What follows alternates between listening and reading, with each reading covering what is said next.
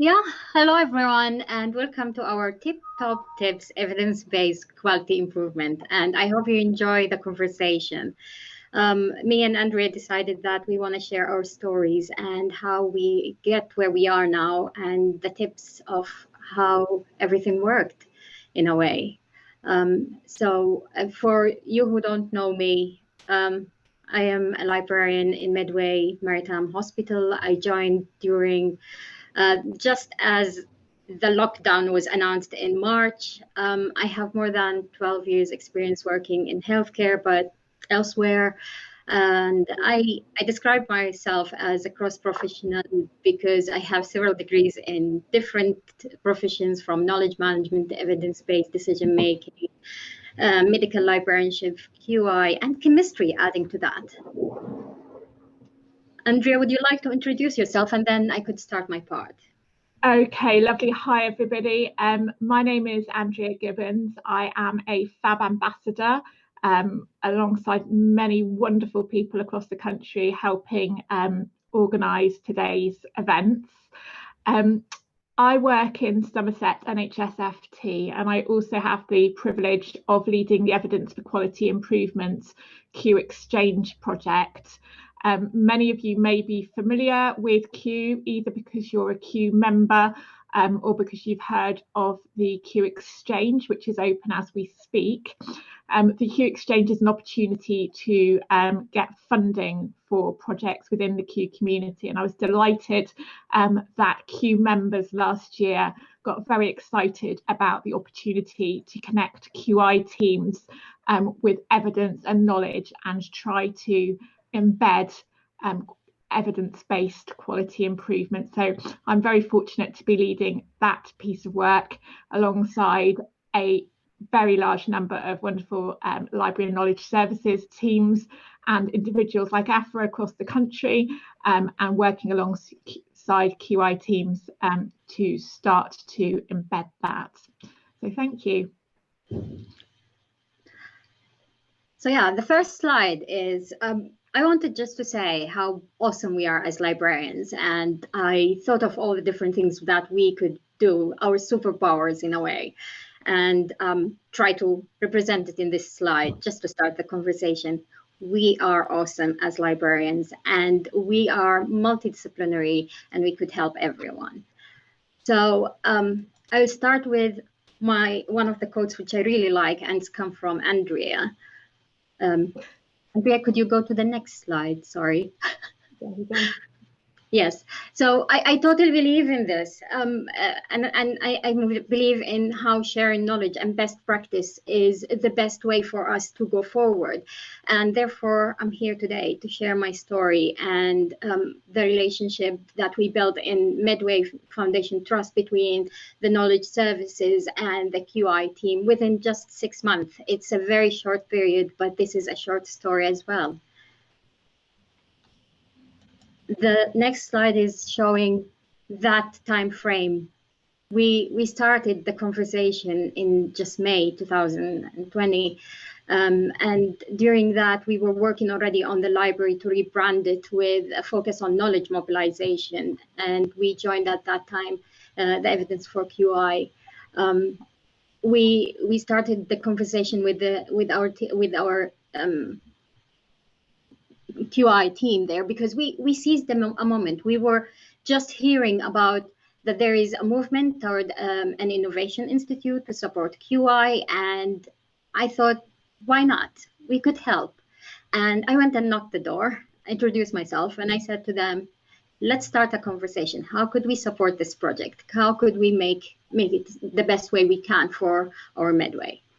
And from offering only, the conversation started as, let's just support the evidence base as librarians and provide you with information for your projects. But that grew. By July, the Medway Innovation Institute was launched. We joined as part of the Institute steering committee. We become recognized partner. We created some pages for the library and knowledge services on their website to show some tools and training that exist from both knowledge mobilization and QI. And we decided as a library that actually all the staff will undertake mandatory training in QI and knowledge mobilization side by side. And later on, we decided actually that's not enough for us. We want to become QI coaches. And now we are enrolled in the different cohorts of QI coaches. We joined Evidence for QI later on in August, I think, and it was really interesting group, and having that community and that support. We did some of the randomized coffee trials, and we joined the Q community later on. And right now we're planning some documentation, sharing, and publishing our QI projects, and it's just growing. So the next slide, please. In the next slide, I'm just trying to show you some of the things which we did, but this is not everything you could do. There is a lot that we could do, but this is just a little bit of the things which we started doing or we're working toward. But what I want to give you tips about is not about this. It's about the journey. What is the different things which we went through in this journey? So I will go through my tips now. So the first tip, which I will start with, this is 2 slide gone already. Andrea? Yes, yep. Another one. So yes, but my first thing, the one after, please. The first thing I always thought about was, why do we think of ourselves within a box? Think outside the box. Think there is no box at all. And just there is no limit. We could learn. We are so cool, and we could learn a lot of things. We could help in many ways. And our role from just providing a service of evidence moved into becoming a partner, into helping and making decisions as part of the institution by sitting on their steering committee. We're working with them in producing some of the materials for the QI coach. And there's always a potential. It's just about opening our mind to what's next, and not limit ourselves with our job description or our role. Just be open for it. The next slide. The other things which I always thought about is create your own opportunity. Librarians are cross-professionals, as I said before. We're cross-professional thinkers. It's helped us in tapping in different professions, different mindset, looking at the big picture.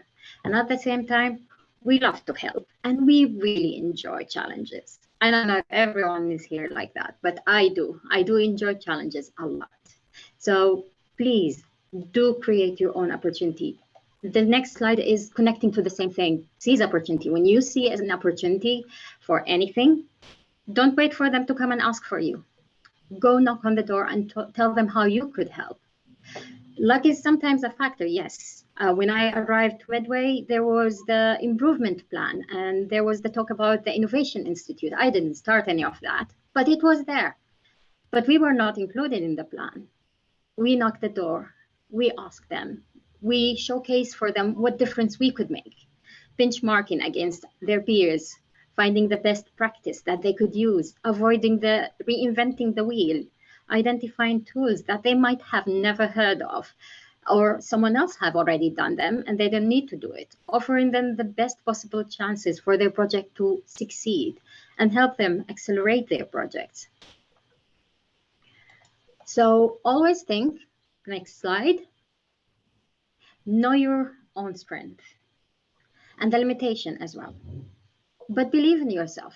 You are much more than what you think. Be open for constant learning, because it is fun to learn new things. And as librarian, we are curious. But at the same time, I find out when I start learning more and more about QI that it's so similar to so many things we were practicing. It's just we didn't give them the labels, and we didn't maybe use all the tools that they had.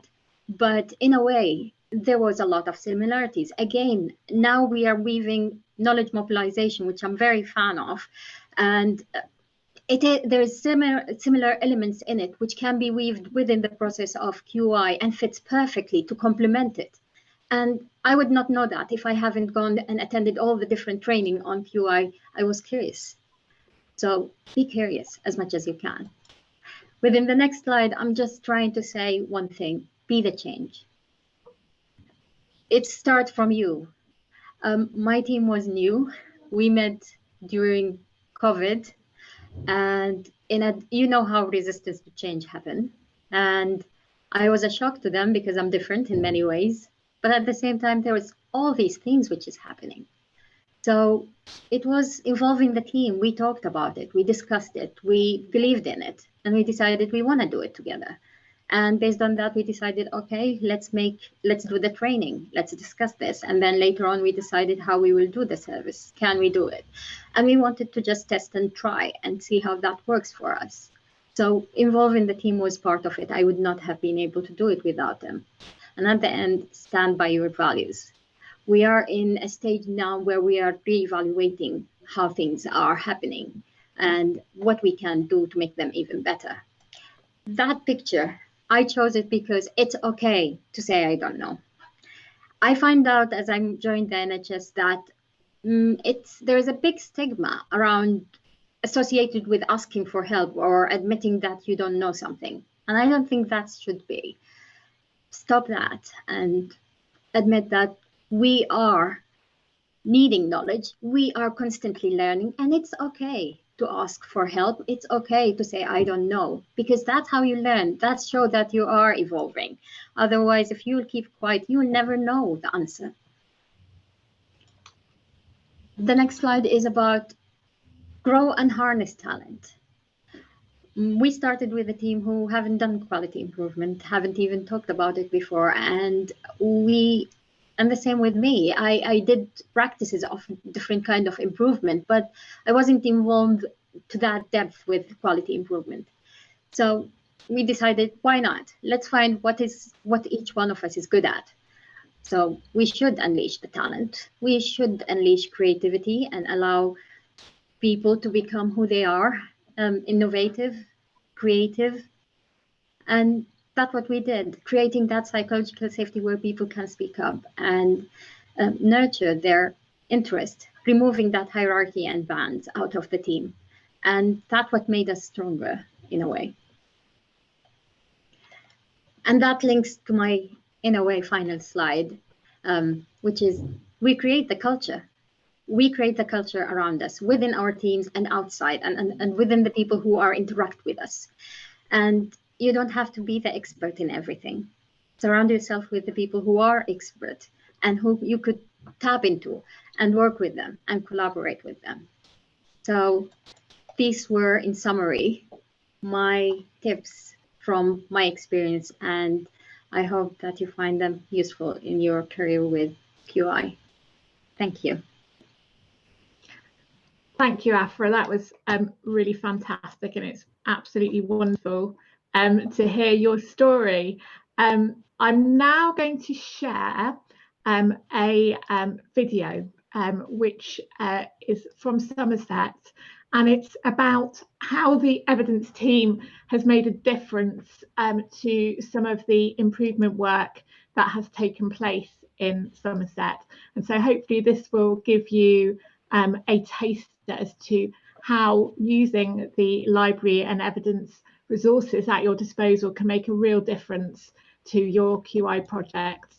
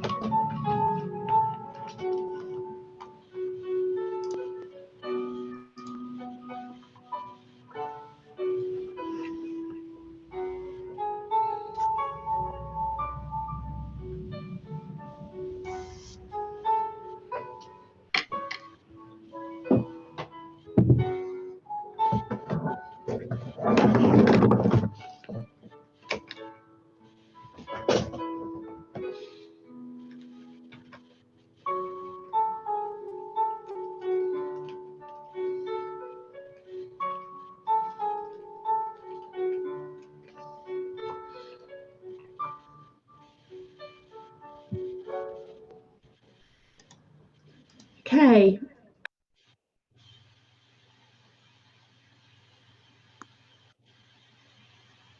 Okay, hi. Can you now see me? Yes. Fantastic. That's lovely. It's me. Apologies, that was my mic on, and that is because I was just trying to move over onto another computer so that I could be here face to face, as it were. So hi, you can now see me. I'm Andrea Gibbons. This is the backup setup, and I'm really delighted to be able to continue on from where Affra left off. The video I just shared, I'm so sorry, it sounded like you just moved house. I'm so sorry, technical issues that I hadn't anticipated. So we just shared a video with you, which was around the Evidence for QI project and how it could help you in your improvement projects. What I'd also like to share with you is a very short video from some of our improvement team talking about the difference that knowledge and evidence has made to them. But first of all, just to really introduce myself, I'm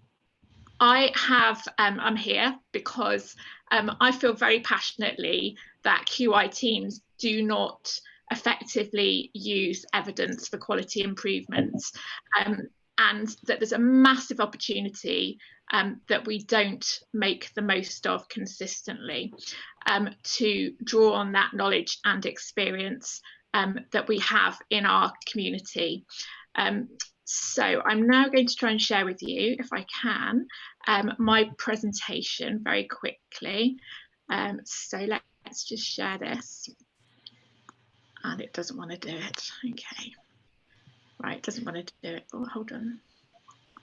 Today is a day of totally fine. So it's Evidence for Quality Improvement is a project that originated from our experience in Somerset. And those of you who joined the Somerset QI presentation at 9 o'clock this morning may have heard some of the team talking about quite how fundamental evidence was to the model. So evidence was used as a premise for how the team was designed, how it was structured, the methodology, and then each and every improvement project that we do as a trust is evidence-based, which basically means that we do evidence and literature searches before each and every improvement project. It sounds like it's quite dry and quite dull, but actually it's really very exciting. And what much of this work is about creating connections between different trusts and different organisations and trying to create that community of knowledge sharing. Day in, day out, I hear about themes where multiple trusts are working on very similar projects. And we have this tendency to do our very best to create the best possible solution for our trust, but without necessarily systematically looking to see what other trusts are doing in that space. And what we have tried to do, Affra and many of the other teams working with and around the country, but be it library and knowledge services teams or QI people, what we're trying to do is ensure that we are always and consistently and routinely building on that best practice, building on what's working elsewhere, and using, borrowing, begging, stealing with pride, whatever it may be, to make sure that we're not reinventing the wheel. There's lots of examples of ways that we've done it. One that comes to mind is the piano. So in our trust, we have a piano in our concourse. And I like to share this story because it's such a tangible example of how just looking outside can really help you make something happen. We wanted to bring a piano to the trust, and you know, you can imagine the number of barriers that come up when you try to do something around infection control and process and policies and insurance and all that kind of stuff. By looking across the country and looking at who else had a piano in one of their organisations and in one of their premises, we're able to borrow policies, borrow posters, borrow communications materials, and we were able to produce a very robust business case for why actually this was a non-issue, which of course it was, and the piano is there and bringing pleasure to people through COVID, which is fantastic. I'm really excited that we have so many people involved in the project, and this is always, everyone's always welcome to join us, be it as a librarian or somebody working in library and knowledge services, or be it as a member of the QI community. And we're working in partnership with lots of different organisations. So we're working in partnership with Q, with Fab, with the AHSNs, with HEE, really anyone who's got an interest in this space, which remarkably is such a huge and growing community of people who get very excited about the opportunities here. We're open to any and all opportunities and ideas as to ways that we can start to encourage knowledge and evidence sharing. So we're currently running a randomised coffee trial with over 120 people taking part, which has just had resounding success, and the stories coming back from it are phenomenal. It's just so exciting to see some of those connections being made. We're encouraging the use of Twitter and encouraging the use of Pinterest. So if you haven't already seen it, do check out the Pinterest board. If my presentation was working, then I would have shared a screenshot of it with you. It's www.pinterest.co.uk/E4QI.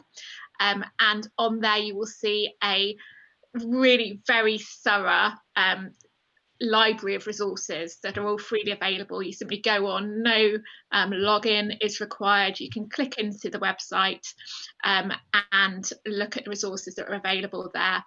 The resources are based on demand, and so we will create any folders or pages that would be helpful. I've just been reminded that my video is off, so apologies, Affra. So we can absolutely create the resources that would be helpful to you guys. So we've got things around evidence for training approaches. We've got lots of links to QI courses, so online courses. If you've got somebody joining your team who needs some QI training and you haven't got that available in your trust currently, or you're not running something in the timescales that they require it, then that is available, and there are links to it there. We also share all of the latest evidence along themes on that particular board. So absolutely check out the E4QI Pinterest board. Another top tip from us would be to take a look at the QI evidence update. We encourage library teams to tailor that to their own needs. You're very welcome to rebrand it, use what you like, add bits to it, whatever works for you. Alternatively, just take it as it is. That is a compiled 2-page document that summarises all of the latest and greatest evidence and resources for anyone working in QI. And both of those things, both the Pinterest board and the evidence update, are really no-brainers. They require no effort from you guys other than to just find them and open them. Finally, a few other tips. Join Fab, join Q. Absolutely get engaged, dip into the resources that are available. You can learn so much from your colleagues and networks. It is just incredible. You start to bounce ideas off, see the bigger picture, you're prompted to ask questions, and your thinking will develop, and your evidence and your knowledge and your ability to tap into resources that you might not have even known exist. And finally, I think my last top tip would be make your librarian your friends. So Affra showed a wonderful photo or picture earlier on around kind of a perception of what a librarian is, and I cannot tell you how wrong it is, and I think that creates such a ginormous barrier to engaging in evidence for quality improvement. So librarians are just people with a fantastic skill set and a fantastic translatable skill set, and there are so many job titles that you could give to a librarian, researcher, knowledge expert, obviously librarian is one, but they are absolutely fantastic at digging out resources, at really tackling the issues that underlie your questions, and they can tailor the output to what you need. So please, please, please, if you do anything out of this session, please make the approach to your library service and see what they can do to help you, allow them to talk you through their services, and come together to work out how they can support your QI project, because trust me, they can. So that's it from me. I haven't shared the previous video, primarily because of technical issues, essentially. So I've swapped computers. My sincere apologies for that, but I've swapped computers so you can see me. And of course, now I've lost the ability to share the correct video and share my slides. So technical issues, but please do, if you've got any questions, I'm conscious we've only got 1 minute, but both Affra and myself are very welcome and very happy to talk to you individually at any stage. My email address is andrea.gibbons@somersetft.nhs.uk. You can also tweet to the Evidence for QI Twitter account, and Affra will also be able to share her email address and what have you. So she's shared her Twitter, and I can obviously forward things on. Please do get in touch. We're very happy to share our stories, very happy to connect you to people more locally, and join meetings. So I've certainly joined lots of meetings with different trusts, trying to talk them through some of the opportunities available to them. Thank you, everyone. Thank you for joining us today. And remember, ask us anything. Absolutely.